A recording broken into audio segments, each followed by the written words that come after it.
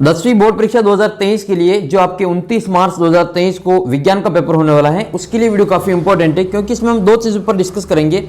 एक तो आपका जो लास्ट पेपर हुआ था 2022 का साइंस का पेपर, जो आपके 5 अप्रैल 2022 को हुआ था, वो वाला पेपर इसमें देखेंगे। इसके अलावा ये आपका पूरा पेपर सॉल्व करेंगे जो कि आपके लास्ट ईयर पेपर हुआ था, किस प्रकार के आपके 12 अबस अदब पूछे जाएंगे, किस प्रकार आपके 6 रिक्त स्थान पूछे जाएंगे और 12 वापस वन लाइनर आएंगे, और आपके कौन कौन से डायग्राम इंपॉर्टेंट है, उन सभी की इस वीडियो में हम चर्चा करेंगे। साथ ही इस वीडियो में हम जो बोर्ड टॉपर्स रहे 2022 के, जिनके जो विज्ञान में 80 में से 80 नंबर आए, उनके जो कॉपी देखेंगे कि उन्होंने अपनी कॉपी में आंसर किस प्रकार से लिखा है। और कुछ क्वेश्चन में तो उनको जो एक्सीलेंट, वेरी गुड, वहां तक भी एग्जाम ने दे रखा है, तो आखिर ऐसा उन्होंने क्या लिखा है वो भी इसमें हम देखने वाले हैं। तो आइए वीडियो को शुरू करते हैं और बोर्ड टॉपर्स की कॉपी के साथ में हम इस 2022 का पेपर सोल्व कर लेते हैं। तो ये 10वीं बोर्ड परीक्षा 2023 के लिए 29 मार्च 2023 को जो पेपर होने वाला है, उसके लिए 2022 का जो पेपर हुआ था वो हम देखेंगे। और बोर्ड टॉपर्स की ये कॉपी आपके सामने है। ये पेपर हुआ था आपके 5 अप्रैल 2022 को, मंगलवार का दिन था, और ये साइंस का पेपर हिंदी मीडियम की ये कॉपी है ना। अगर किसी को इंग्लिश मीडियम की कॉपी देखनी है तो भी आप कमेंट कर सकते हैं, वो भी मैं बता दूंगा। और नंबर आप देख सकते हैं 80 में से 80 हैं, किस प्रकार से नंबर मिले हैं वो भी हम इसमें देखेंगे। देखो पहले क्वेश्चन में 12, 6, 12, 30 प्रश्न, 30 नंबर, तो तीनों क्वेश्चन में जो लगातार जी बिल्कुल सारे के सारे क्वेश्चन इसके सही है। और प्रश्न जो उत्तर लिखने का तरीका इतना शानदार है कि इसको जो कई जगह पे एक्सीलेंट, वेरी गुड भी इसमें दे रखा है। तो आपको ये वीडियो शुरू से अंत तक देखना है ताकि आपको एक अनुमान लगेगा कि आपको भी अपना आंसर किस प्रकार से लिखना है, चित्र कैसे बनाने हैं, और कौन कौन से डायग्राम आपके इंपॉर्टेंट है, कितने डायग्राम आते हैं, वो सभी आप इसमें देखेंगे। तो सबसे पहले देखेंगे हम सेक्शन ए में, है ना। सेक्शन ए में जो खंड ए बना हुआ है अपने, तो इस सेक्शन ए में हम देखेंगे, इसमें सेक्शन ए में जो अपना आंसर है, वो क्वेश्चन पूछे गए थे, वो 12 क्वेश्चन पूछे गए थे। इन 12 क्वेश्चन के आंसर आपको एक साथ देखने को मिलेगा। पहला क्वेश्चन जो ये है कि मानव में हृदय एक तंत्र का भाग है जो संबंधित है। तो आपको हृदय से संबंधित पूछा गया है। तो हृदय किसका भाग होता है? ये हृदय जो सर्कुलेशन होता है, परिसंचरण तंत्र, उसका भाग होता है हृदय, है ना। हार्ट जो होता है वो सर्कुलेशन, परिसंचरण तंत्र का भाग होता है। तो इसका आंसर हो जाएगा आपके परिसंचरण तंत्र। अब आपको इसमें ऐसा ही क्वेश्चन और बन सकता है आपके पोषण से संबंधित, यानी कि पाचन से संबंधित, आमाशय, अग्न्याशय, इनसे संबंधित क्वेश्चन बन सकता है, छोटी आंत, बड़ी आंत। उत्सर्जन, आपको वृक्क से संबंधित क्वेश्चन पूछ सकते हैं, वृक्क, है ना। इसके अलावा श्वसन से, फेफड़े से संबंधित क्वेश्चन बन सकता है कि फेफड़े किससे संबंधित है, तो वो श्वसन से संबंधित होंगे। वृक्क जो है आपके उत्सर्जन से संबंधित है, आमाशय, छोटी आंत, बड़ी आंत, ये आपके पोषण से संबंधित है। तो ये 4 क्वेश्चन आपके यहाँ से बनते हैं आने वाली परीक्षा में, तो इनको आप अच्छी प्रकार से देख लेना। अगला जो क्वेश्चन आपके हैं, कौन से यंत्र द्वारा रक्तदाब मापा जाता है? तो रक्तदाब जो मापा जाता है वो स्पाइग्नोमेनोमीटर के द्वारा मापा जाता है, और इसको रक्तदाब मापी भी कहते हैं। तो इसका आंसर हो जाएगा स्पाइग्नोमेनोमीटर। जो स्टेथोस्कोप होता है, ये स्टेथोस्कोप हृदय की धड़कन मापने का कार्य करता है। आपने देखा होगा डॉक्टर के जो गले में यंत्र होता है वो स्टेथोस्कोप ही होता है, तो उससे जो धड़कन मापी देखी जाती है। और बैरोमीटर जो है वो आपके वायुदाब मापने का काम आता है। और लैक्टोमीटर जो दूध की जो मात्रा होती है, उसमें पानी की मात्रा को देखने का काम करता है। नेक्स्ट क्वेश्चन है, अवटु ग्रंथि को थायरोक्सिन हार्मोन बनाने के लिए आवश्यक है। तो अवटु ग्रंथि को थायरोक्सिन हार्मोन बनाने के लिए आयोडीन की आवश्यकता होती है, और आयोडीन की कमी से ये थायराइड रोग हो जाता है। थायराइड ग्रंथि थायरोक्सिन हार्मोन स्रावित करना बंद कर देती है, कम कर देती है, तो फिर ये अवटु रोग हो जाता है, जिसको हम गलगंड या गेंगा रोग भी कहते हैं, जिसमें व्यक्ति का जो गला फूल कर जो लटक जाता है, सूज जाता है। तो ये आपके अवटु रोग से संबंधित है। अवटु ग्रंथि, थायरोक्सिन हार्मोन और थायराइड ग्रंथि, जो कि अपने गले में पाई जाती है। थायराइड ग्रंथि, अंग्रेजी का जो एच आकार, अपना जो कंठ होता है ना, श्वास नाली, यहाँ पर ये अंग्रेजी के एच आकार की पाई जाती है। तो ये आयोडीन आपको इसमें देख लेना है। वैसे आपको ये दोनों तत्वों के नाम भी याद कर लेना है, सोडियम और पोटेशियम। सोडियम पोटेशियम इसलिए याद कर लें क्योंकि ये धातु होते भी नरम धातु हैं, इनको चाकू से काट सकते हैं। और इसको याद कैसे करेंगे? Na, Na का मतलब सोडियम और K का मतलब पोटेशियम। तो नाक को हम चाकू से काट सकते हैं। आपको परीक्षा में पूछ सकते हैं कि कौन सी धातु को चाकू से काटा जा सकता है, तो आप कमेंट करेंगे कि Na यानी कि सोडियम, ठीक है, और K यानी कि पोटेशियम। ये सोडियम का S O नहीं आएगा, ध्यान रखना, पोटेशियम का P नहीं आएगा। ये इनके लैटिन भाषा के नाम है Na और K। तो नेट्रियम और केलियम इनका लैटिन भाषा में नाम होता है। सोडियम का नेट्रियम होता है और पोटेशियम का केलियम होता है। और ये जो सोडियम धातु होती है, ये बहुत ही क्रियाशील धातु होती है। आपको पता होगा, इसको मिट्टी के तेल में रखा जाता है, केरोसिन में रखा जाता है। तो मिट्टी के तेल में इसको रखा जाता है, और ये एक नरम धातु होती है, और पोटेशियम भी एक नरम धातु है। अगला क्वेश्चन हम देखते हैं इसमें, सभी अनैच्छिक क्रियाओं का नियंत्रण मस्तिष्क का कौन सा भाग करता है? सभी अनैच्छिक क्रियाओं का नियंत्रण मस्तिष्क का कौन सा भाग करता है?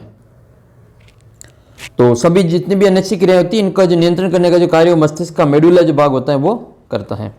नेक्स्ट क्वेश्चन आपका, कौन सा पदार्थ क्रिस्टलन जल उपस्थित नहीं है? कौन सा पदार्थ में क्रिस्टलन जल उपस्थित नहीं है? यानी कि आपने देखा होगा इनके जो सूत्र हैं, रासायनिक सूत्र, उसके अंदर जो H2O आता है, तो किसके सूत्र में H2O नहीं आता है? क्रिस्टलन जल का मतलब होता है कि उसमें क्रिस्टलन जल का अणु नहीं है। तो आपने देखा होगा ये बेकिंग सोडा, जिसको हम खाने का सोडा कहते हैं, सोडियम बाइकार्बोनेट, इसका सूत्र होता है NaCO3, है ना, ये वाला जो सूत्र होता है ये आपके सोडियम बाइकार्बोनेट का सूत्र होता है, इसमें H2O नहीं होता है। तो ये खाने का सोडा, इसमें क्रिस्टलन जल नहीं होता है, जबकि धोने का सोडा में होता है और जिप्सम में होता है, प्लास्टर ऑफ पेरिस में होता है। अगला क्वेश्चन आपके हैं, ये एक चित्र दे रखा है और इसमें आपको बताना है कि यहाँ पे जो एक गैस निकलेगी वो गैस कौन सी है। अब गैस का पता कैसे करेंगे?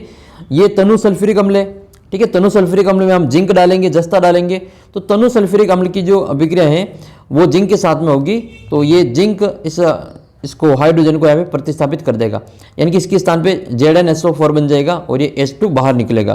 तो यहाँ जो गैस निकलेगी वो X गैस का नाम बताएं, तो X गैस कौन सी हो जाएगी? वो हो जाएगी हमारी H2, हाइड्रोजन गैस हो जाएगी। इसको हम यहाँ पे समीकरण के माध्यम से देख लेते हैं, रासायनिक समीकरण। Zn की जो अभिक्रिया है उसको हम कराएंगे H2SO4 से, H2SO4 से। तो ये जो Zn है ये इसकी जगह पे आ जाएगा और ये आ जाएगा आपका बाहर, तो ये बन जाएगा आपका ZnSO4, जिंक सल्फेट बन जाएगा, ठीक है। आपको इस प्रकार से इसको देख लेना है। नेक्स्ट है फिर आपका अगला क्वेश्चन है, एक क्यू मुलायम तत्व है, चाकू से आसानी से काटा जा सकता है। ये आगे क्वेश्चन आपके देखो, क्योंकि आपको इस प्रकार से मिलते जुलते क्वेश्चन एक दूसरे से तैयार करने हैं। तो ये एक क्यू मुलायम है और चाकू से इसको काटा जा सकता है और ठंडे जल के साथ तेजी से अभिक्रिया करता है। तो आपको उस तत्व को पहचाना है, ये तत्व कौन सा है। तो आपको पता है कि चाहे वो सोडियम हो, पोटेशियम हो, ये चाकू से काटे जा सकते हैं और ठंडे जल के साथ में बड़ी आसानी से ये क्रिया करते हैं। सोडियम का छोटा सा टुकड़ा अगर आप पानी में डालेंगे तो अपने आप आग लग जाती है। तो ये जो होता है वो पोटेशियम होता है, सोडियम होता है। तो इसका आंसर देखो, सोडियम तो है नहीं इसमें, तो अपना आंसर हो जाएगा पोटेशियम। आपको मैंने ऊपर बताया कि नाक को चाकू से काटा जा सकता है, तो नाक में के आ रहा है ना, तो ये के पोटेशियम, इस प्रकार से आपको याद कर लेना है। हो सकता है अब की बार आपके सोडियम का पूछ ले कि सोडियम को, यानी कि एक एक्स धातु है जिसको जो मिट्टी के तेल में रखा जाता है और चाकू से काटा जा सकता है, तो वो हो जाएगी आपके Na नेट्रियम सोडियम कहते हैं। अच्छा, ये जो है कॉपर है, तो और ये लेड होता है, Pb यानी कि लेड होता है, ये लेड, सीसा जिसको हम कहते हैं, सीसा।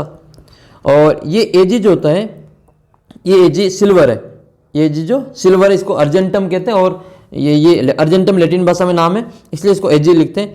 और ये सिल्वर का जो प्रतीक चिन्ह होता है, सिल्वर यानी कि चांदी, जो कि विद्युत की सर्वाधिक चालक होती है। विद्युत की सबसे अधिक जो चालक धातु है वो चांदी होती है। लेकिन आपने देखा होगा कि अपने आसपास के जो घरों की जो विद्युत के जो तार होते हैं वो चांदी के नहीं बनाए जाते हैं। क्या आपको पता है कि ये जो तार है वो चांदी के क्यों नहीं बनाए जाते हैं? वो तांबे और एल्यूमिनियम के क्यों बनाए जाते हैं? आप कमेंट करके बताना इसका उत्तर, कि जो अपने ये विद्युत की जो सुचालक है वो सबसे अच्छी चालक है चांदी, तो फिर तार जो है वो चांदी के क्यों नहीं बनाए जाते हैं? इसका उत्तर आप कमेंट करके बताना। फिर एक आपको एक धातु का नाम बताना है जो द्रव अवस्था में पाई जाती है, तो वो है हमारी Hg। Hg का मतलब होता है मरकरी, और हिंदी में इसको हम कहते हैं पारा। ये पारा द्रव अवस्था में पाया जाता है धातु होते हुए भी। आपने तापमापी देखा होगा, तापमापी में यही धातु होती है और ये द्रव अवस्था में पाई जाती है। इसी प्रकार से एक अधातु भी है जो द्रव अवस्था में पाई जाती है, उसका उत्तर आपको बताना है कि कौन सी अधातु द्रव अवस्था में पाई जाती है। जैसे मरकरी अधातु है, मरकरी धातु होते हुए भी द्रव अवस्था में पाई जाती है, उसी प्रकार से एक अधातु है जो द्रव अवस्था में पाई जाती है। तो इसका उत्तर आपको समझ में आ गया होगा, पोटेशियम हो जाएगा इसका आंसर। नेक्स्ट क्वेश्चन है, परावर्तन के नियम लागू होते हैं, तो परावर्तन के जो नियम है वो किसके लिए लागू होते हैं? केवल समतल के लिए, केवल उत्तल के लिए, केवल अवतल दर्पण के लिए, या उपरोक्त सभी के लिए? तो याद रखना है, परावर्तन के जो नियम है वो सभी के लिए लागू होते हैं, चाहे वो उत्तल दर्पण हो, समतल दर्पण हो या अवतल दर्पण हो। तो इसका जो आंसर हो जाएगा आपके द वाला ऑप्शन हो जाएगा। ये गलत लगा रखा है, स नहीं यहाँ पे द है, तो उपरोक्त सभी इसका आंसर हो जाएगा। ठीक है, जो दर्पण होता है वो परावर्तन के नियम पर आधारित होता है, जबकि लेंस जो होता है वो अपवर्तन के नियम पर आधारित होता है। तो ये आपको विशेष तौर पे याद कर लेना है। ये जो उत्तल दर्पण है, ये वाहन का जो साइड ग्लास होता है, गाड़ी का जो साइड में ग्लास होता है पीछे देखने के लिए, वाहन के साइड ग्लास में इसका काम में लिया जाता है, साइड ग्लास में। और एक होता है आपका अवतल दर्पण। तो अवतल दर्पण तो आपने देखा होगा गाड़ी की हेडलाइट में, गाड़ी की हेडलाइट में। और कहाँ पे लगता है ये, आपने जो दांत और आँख के जो डॉक्टर होते हैं, दंत चिकित्सक, उनके यहाँ पे यही देखने को मिलता है, दंत चिकित्सक के यहाँ पे। और इसके अलावा सौर कुकर में, सौर भट्टी में यही दर्पण देखने को मिलता है। आजकल उत्तल दर्पण का उपयोग आपने एटीएम में देखा होगा, उत्तल दर्पण का उपयोग एटीएम में भी किया जाता है। वहाँ पर सुरक्षा की दृष्टि से एक छोटा सा कांच लगा होगा। अगर आप में से कोई एटीएम में गया तो वहाँ देखना, एक छोटा सा कांच उसके एटीएम के ऊपर लगा होता है, वो उत्तल दर्पण ही होता है। ठीक है, तो ये आप उसमें देख सकते हैं। एटीएम का पूरा नाम क्या होता है, आपको पता है तो आप कमेंट करके जरूर बताना। अगला क्वेश्चन देखते हैं, पानी का अपवर्तनांक 1.33, तो पानी में प्रकाश की चाल कितनी होगी। तो अपवर्तनांक दे रखा है आपके इसमें 1.33, तो ये हो जाएगा आपके प्रकाश में, मतलब निर्वात में प्रकाश की चाल, निर्वात में प्रकाश की चाल, और बटे जो हो जाएगा प्रकाश की चाल हो जाए, पानी में प्रकाश की चाल। तो ये निर्वात में प्रकाश की चाल कितनी है, 3 × 10⁸ मीटर प्रति सेकंड। और ये दे रखा आपको इसका पानी का अपवर्तनांक, तो इसमें भाग दे देंगे प्रकाश की चाल का। तो प्रकाश की चाल ज्ञात करें तो 1.33 का इसमें भाग देंगे। तो 1.33 का भाग देंगे तो यह आएगा आपके 2.66 × 10⁸, इनकी 3 का भाग दे दिया 1.33। आंसर आ जाएगा आपके 2.66 × 10⁸ मीटर प्रति सेकंड। इसका आंसर नंबर स वाला करेक्ट आंसर हो जाएगा। अगला प्रश्न है आपके, अच्छा आपके अपने ऐप पर, आपको ऐप डाउनलोड कर लिया होगा आपने, ठीक है, ऐप आपको डाउनलोड करना है। वहाँ पर आपके मोस्ट इंपोर्टेंट क्वेश्चन का टेस्ट हो रहा है, तो आप वहाँ पे टेस्ट भी दे सकते हैं, इसकी पीडीएफ भी आप वहाँ पे प्राप्त कर सकते हैं। तो ऐप डाउनलोड कर लेना, ऐप का लिंक नीचे डिस्क्रिप्शन बॉक्स में दे रखा है। मैंने एक पहले भी टेस्ट ले रखा है, और भी आपके लिए टेस्ट बनाए जा रहे हैं। तो बोर्ड परीक्षा से पहले जितने भी आपके पेपर होंगे, उस पेपर से पहले आपके यहाँ पे टेस्ट होंगे, तो वो आपको जरूर देना है, आपको काफ़ी फायदा मिलेगा। तो ये आपको टेस्ट देना है, वहाँ पर एक मैंने 12 प्रश्नों का टेस्ट पहले अपलोड कर रखा है, और भी 30 प्रश्नों का एक और मोस्ट इंपोर्टेंट क्वेश्चन का टेस्ट आने वाला है, तो आप वहाँ पे इसको दे सकते हैं। विद्युत आवेश का जो मात्रक है वो बताना है। तो विद्युत आवेश का मात्रक क्या होता है, कूलाम होता है। आवेश का मात्रक कूलाम होता है। और वोल्ट जो होता है वो विभव का मात्रक होता है, विभवांतर का। एम्पीयर जो होता है वो धारा का मात्रक होता है, विद्युत धारा का मात्रक। ओम जो होता है वो प्रतिरोध का मात्रक होता है। इनके आपको प्रतीक चिन्ह भी याद कर लेने, कूलाम, वोल्ट, एम्पियर और ओम के। एक चीज़ और देखनी अपने को, जो एम्पियर विद्युत धारा जो मापी जाती है वो अमीटर के द्वारा मापी जाती है। किससे मापी जाती है, अमीटर के द्वारा मापी जाती है। इसको परिपथ में श्रेणी क्रम में लगाया जाता है, आपने याद कर रखा होगा इसको विद्युत परिपथ के किस क्रम में लगाते हैं, श्रेणी क्रम में लगाते हैं। जबकि ये जो वोल्ट मापा जाता है, मतलब विभव मापा जाता है वोल्ट मीटर से, तो वोल्ट मीटर जो लगाया जाता है, वोल्ट मीटर हमेशा समांतर क्रम में लगाया जाता है। तो ये चीज़ आपको याद रखनी है, वोल्ट मीटर हमेशा, जो वोल्ट मीटर होता है वो किस क्रम में लगता है, वो लगेगा समांतर क्रम में। और वोल्ट मीटर समांतर क्रम, और श्रेणी क्रम में लगेगा आपका अमीटर। इसके अलावा अपने जो घरों में विद्युत का संयोजन होता है वो आपने देखा होगा समांतर क्रम में होता है। यानी कि अपने मान लो आप किसी के जो घर में 4 कमरे, तो एक कमरे में कोई बल्ब खराब हो गया तो आपके पूरे घर में लाइट बंद नहीं होगी, उस कमरे में ही लाइट बंद होगी। तो ये फायदा होता है समांतर क्रम में लगाने का। जबकि आपने देखा होगा दीपावली पर जो अपन लड़ियाँ लगाते हैं, वो चमकीली जो लाइट लगाते हैं, ठीक है, वो चमकीली लाइट डेकोरेशन वाली, वो श्रेणी क्रम में होती हैं। उस श्रेणी क्रम वाली लाइट में क्या होता है कि मान लो ये लाइट लगी हुई है और 20 में वाली लाइट खराब हो गई, तो ये आगे की 2 लाइट भी नहीं चलेगी। तो ये श्रेणी क्रम और इसमें समांतर क्रम में अंतर होता है। इसलिए अपने घरों में जो संयोजन होता है, अपने घरों में जो लाइट फिटिंग होती है वो समांतर क्रम में होती हैं। क्योंकि अगर मान लो एक बल्ब खराब हो गया, एक पंखा खराब हो गया, तो पूरे घर की लाइट उसमें खराब मतलब बंद नहीं होगी, वो बाकी चलते रहेंगे। तो आपसे प्रश्न पूछा जा सकता है कि अपने घरों में जो विद्युत का संयोजन होता है वो किस क्रम में होता है और क्यों होता है। तो आप क्रम भी बता देंगे और उसका कारण भी बता देंगे। और वो भी पूछ सकते हैं कि दीपावली पर जो सजावटी लाइट होती हैं वो कौन से क्रम में होती हैं और क्यों होती हैं, ठीक है, ये आप इसमें देख लेना।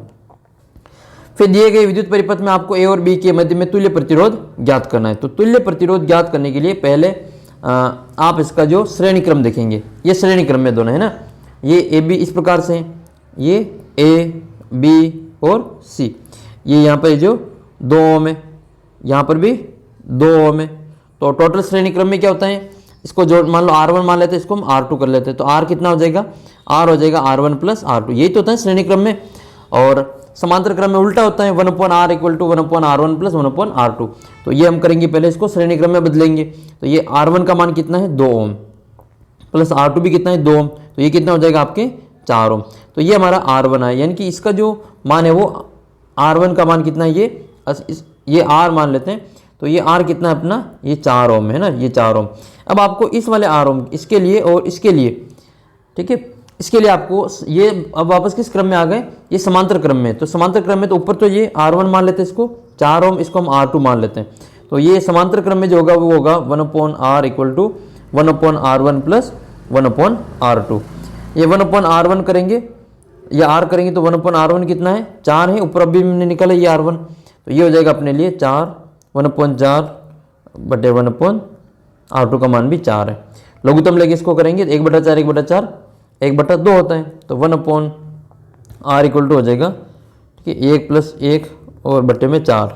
लघुत्तम लेके इसको हमने हल किया, 4 लघुत्तम लिया, 1 प्लस 1 हो गया, तो ये हो जाएगा आपका 2/4। 2/4 को हम क्या लिख सकते हैं 1/2। तो 1/r कितना आया 1/2 आया, तो r इक्वल टू कितना हो जाएगा, r इक्वल टू 2 हो जाएगा।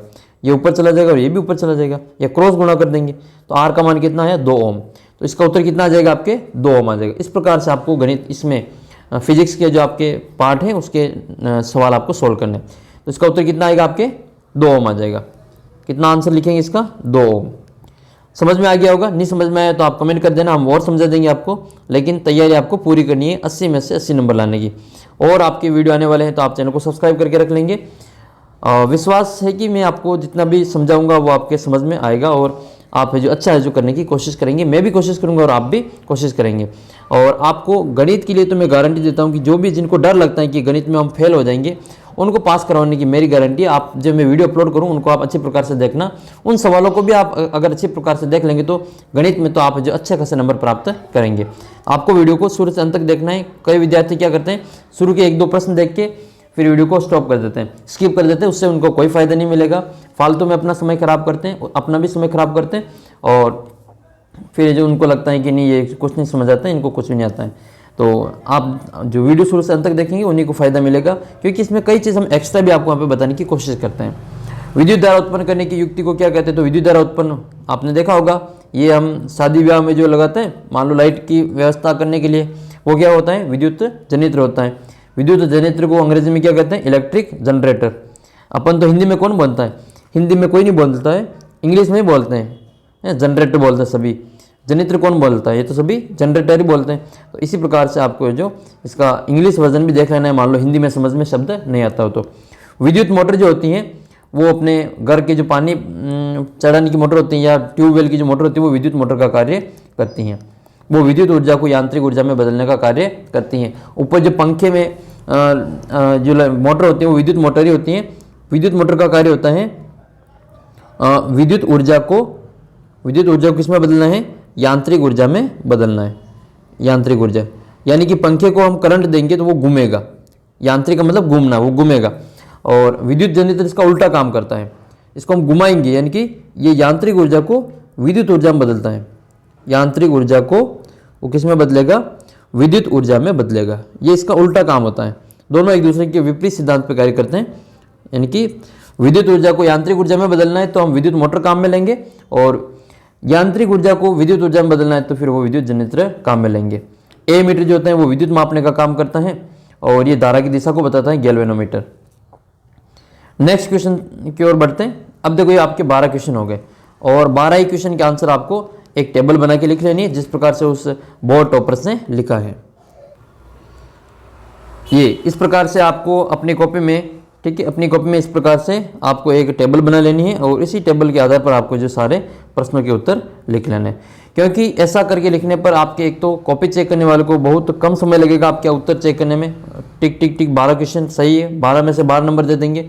बाकी अगर आप अलग अलग जगह पे लिखोगे, अपनी कॉपी भरने की कोशिश करेंगे कि मैं तो पूरी कॉपी भरूंगा, मेरे को ज़्यादा नंबर मिलेंगे, तो ये आपकी गलत सोच है। आप देख सकते हैं कि 2 लाइन में इसको 12 नंबर मिले, और वो कैसे दे रखे हैं।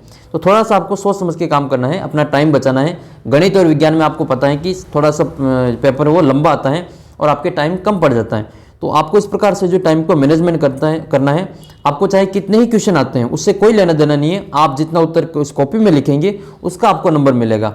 आपको पूरी किताब याद है, उससे उस एग्जामिनर को कोई लेना देना नहीं है। आप जब उसका उत्तर अपनी कॉपी में लिखेंगे उसका उत्तर आपको मिलेगा। फिर आपका जो दूसरा क्वेश्चन है वो आपके रिक्त स्थान की पूर्ति वाला आएगा। तो रिक्त स्थान की पूर्ति में क्या क्या पूछा गया हम देख लेते हैं। पहला क्वेश्चन है कि स्रावित हार्मोन के समय और मात्रा को क्रियाविधि से नियंत्रित किया जाता है। तो इसका उत्तर आप सीधे ही ये पुनर्वर्ण भी लिख सकते हैं तो भी आपको 1 नंबर मिल जाएगा, और ये पूरा लिखेंगे तो भी आपको 1 नंबर ही मिलेगा। तो मेरी तो यही राय है कि आप जो डायरेक्ट इसका उत्तर लिखे ये वाला है, जिसने अंडरलाइन कर रखे इस प्रकार से आपको उत्तर लिख के अंडरलाइन कर देने, ताकि आपको जो ये इतना लिखने का भी आपको समय बच जाए। तो ये चीज़ आपको कर लेनी है, ठीक है। दूसरा क्वेश्चन देखते हैं। संदेश संचारित करने के लिए तंत्रिका तंत्र विद्युत आवेग को प्रयुक्त करते हैं। इसका आंसर हो जाएगा आपके विद्युत आवेग। फिर तीसरा प्रश्न है कि पारितंत्र में एक पोषी स्तर से दूसरे पोषी स्तर में ऊर्जा की हानि होती है। आपको पता है कि केवल 10% ऊर्जा ही स्थानांतरित होती है। एक स्तर से दूसरे स्तर पर जाने में 10% ऊर्जा ही स्थानांतरित होती है, 90% की तो हानि होती है। टिहरी बांध नदी पर बना हुआ है। तो टिहरी बांध आपको पता होगा ये गंगा नदी पर बना हुआ है। टिहरी बांध गंगा नदी पर बना हुआ है, उत्तराखंड में बना हुआ है। एक आपको सरदार सरोवर बांध के बारे में जानकारी होनी चाहिए। सरदार सरोवर बांध किस नदी पर बना हुआ है, और एक आपकी किताब में वो तवा बांध दे रखा है ना, तावा बांध या तवा बांध, जो कि नर्मदा की सहायक नदी है तवा, उसके ऊपर बना हुआ है। तो ये भी आपको याद कर लेना है। ये बांध कब बना, आपके ये पूछा जा सकता है क्वेश्चन आपकी परीक्षा में, क्योंकि आपकी किताब में दे रखा है। एक तो आपको तावा बांध का याद कर लेना है, एक आपको सरदार सरोवर बांध का याद कर लेना है। दोनों आप कमेंट करके बताना है कि कौन सी नदी पे और कहाँ पे बने हुए हैं, ठीक है। अगला क्वेश्चन आपके प्रतिबिंब की दूरी तथा बिंब की दूरी का जो अनुपात है वो लेंस के आवर्धन को व्यक्त करता है। तो ये आवर्धन होता है, आपने देखा होगा एम, आवर्धन को हम एम से बताते हैं। एम बराबर होता है h'/h। ये जो h'/h है वो प्रतिबिंब की दूरी बटा बिंब की दूरी होती है, या फिर इसको हम v/u भी लिख सकते हैं, दोनों एक ही चीज़ है। तो ये आवर्धन होता है, और आवर्धन मात्रकहीन होता है। आवर्धन का कोई मात्रक नहीं होता है, याद रख लेना है, आवर्धन का कोई मात्रक नहीं होता है। जबकि फोकस दूरी का आपको पूछे, लेंस की क्षमता का मात्रक डायोप्टर होता है, 1/f मीटर में होना चाहिए, वो है ना, वो वाला चीज़। नेक्स्ट है आपके छठा क्वेश्चन। विद्युत बल्बों में तंतुओं के निर्माण में का उपयोग किया जाता है। तो टंगस्टन का उपयोग किया जाता है। टंगस्टन एक बहुत ही कठोर धातु होती है, ये है ना, ये कठोर होती है। इसका गलनांक काफ़ी उच्च होता है, इसका गलनांक काफ़ी उच्च होता है, और इसको हम W से लिखते हैं। ये W जो होता है वो टंगस्टन का प्रतीक होता है। आपसे ये भी पूछा जा सकता है कि टंगस्टन का प्रतीक क्या होता है, तो आप लिखेंगे इसमें W। और राजस्थान में जो टंगस्टन निकलता है वो नागौर का एक स्थान है डेगाना। आपसे प्रश्न ये पूछा जा सकता है, क्योंकि टंगस्टन का क्वेश्चन पूछा हुआ है तो ये कहाँ निकलता है ये भी पूछ सकते हैं। तो नागौर का एक स्थान है डेगाना। डेगाना में ये टंगस्टन का उत्पादन किया जाता है। केवल पूरे भारत में अपने राजस्थान के डेगाना में ही इसका जो खनिज खान है, और वहाँ पे जो टंगस्टन का उत्पादन किया जाता है। तो ये आपको विशेष तौर पे याद कर लेना है। आपने देखा होगा टंगस्टन, ये किसके बारे में पूछ रहा है, ये जो बल्ब बना होता है ना, लट्टू देखा होगा आपने ये वाला। तो इसके अंदर जो ये वाली स्प्रिंग होती है, ये वाली जो स्प्रिंग होती है, अब तो ये आते नहीं है ये वाले बल्ब, आजकल CFL होने के कारण ये वाले आपने देखे नहीं होंगे। जिसने देखा होगा उसने देखी होगी ये स्प्रिंग होती है। ये जो स्प्रिंग होती है वो टंगस्टन की बनी होती है। आपको समझ में आ गई होगी ये किसके बारे में पूछ रहे हैं और आपको क्या उत्तर देना है। तो ये टंगस्टन उस स्प्रिंग के बारे में, तंतु के बारे में पूछ रहा है। अगला जो क्वेश्चन आपके, फिर आपके तीसरा क्वेश्चन शुरू हो जाता है। अब आपके 6 क्वेश्चन रिक्त स्थान वाले कंप्लीट हो गए। इस प्रकार से आपको 6 ही क्वेश्चन के आंसर एक साथ देने, और एग्जामिनर धड़ाधड़ 6 में से 6 नंबर आपको यहाँ पे दे देगा। तो अगला क्वेश्चन देखते हैं हम फिर तीसरे का जो पहला है, इसमें तीसरे में 12 क्वेश्चन आएंगे, और 12 ही आपको 1 लाइनर आएंगे। कोई आप इसमें चित्र भी पूछेगा, कोई 1 लाइनर, कोई एक शब्द में उत्तर देना। इस प्रकार से 12 नंबर के 12 क्वेश्चन है। तो ये रहा आपका तीसरा प्रश्न। तीसरे प्रश्न में जो आपके प्रश्न है पहला, उसमें ये पूछा गया है कि तंत्रिका उत्तर किसके संगठित जाल का बना होता है। तो एक तो आपको ये क्वेश्चन का उत्तर देना है। दूसरा है कि कौन सी अंतःस्रावी ग्रंथि मानव शरीर में वृद्धि का नियमन करती है। तो वो तो पीयूष ग्रंथि होती है ना, पीयूष ग्रंथि पिट्यूटरी हार्मोन स्रावित करती हैं। ये अपने शरीर, ये मस्तिष्क में मटर के दाने के आकार की होती हैं। आपने सभी ये रट्टे लगा रखे होंगे, तो उसी प्रकार से आपको ये याद कर लेना है। ये मटर के दाने के आकार की होती हैं, और ये मास्टर ग्रंथि के नाम से इसको जाना जाता है। ये सभी ग्रंथियों को नियंत्रित करती है, इसलिए इसको हम मास्टर ग्रंथि कहते हैं। लेकिन इस पीयूष ग्रंथि को भी नियंत्रित करने वाली एक ग्रंथि होती है, जिसको हेड मास्टर ग्रंथि कहते हैं। मास्टर ऑफ मास्टर ग्रंथि के नाम से जाना जाता है। इसको हाइपोथैलेमस ग्रंथि कहते हैं, हाइपोथैलेमस ग्रंथि। ये छोटी छोटी चीज़ें मैं आपको जो बताऊंगा वो आपके काफ़ी काम आएगी। वीडियो को शुरू से अंत तक देखेंगे तो ही आपको आगे भी आपको बहुत कुछ मिलने वाला है, तो आगे भी आप कंटिन्यू रहें। तो ये हो जाएगा आपका पीयूष ग्रंथि का क्या हो जाएगा, पिट्यूटरीन हार्मोन स्रावित करती हैं। पहला क्वेश्चन देख लेते हैं, तंत्रिका उत्तक किसके संगठित जाल का बना होता है, फिर हम आगे के क्वेश्चन देखते हैं। तो तंत्रिका उत्तक जो होता है वो न्यूरॉन का जो संगठित होता है, वो संगठित जाल होता है, ठीक है। इसको हम लिखेंगे, तंत्रिका जो उत्तक है वो न्यूरॉन के संगठित जाल का बना होता है। ये न्यूरॉन आपको विशेष तौर पे याद कर लेना है, ये तंत्रिका तंत्र की इकाई होती है, यूनिट होती है। नेक्स्ट क्वेश्चन है, पीयूष ग्रंथि मानव शरीर की वृद्धि का नियमन करती हैं। तो पीयूष ग्रंथि का नाम अपने आपको बता दिया था पहले।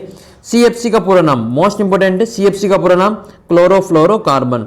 जैसे सीएफसी का पूरा नाम पूछा है तो आपको अपनी किताब के जितने भी पूरे नाम हैं वो अच्छी प्रकार से आज याद कर लेना है, चाहे आपका वो सीएनजी नाम हो, सीएनजी हो, एलपीजी हो, ठीक है। ये वाले सभी जो नाम है आपको अच्छी प्रकार से याद कर लेना है। सीएनजी का पूरा नाम आप कमेंट करके बताना क्या होता है।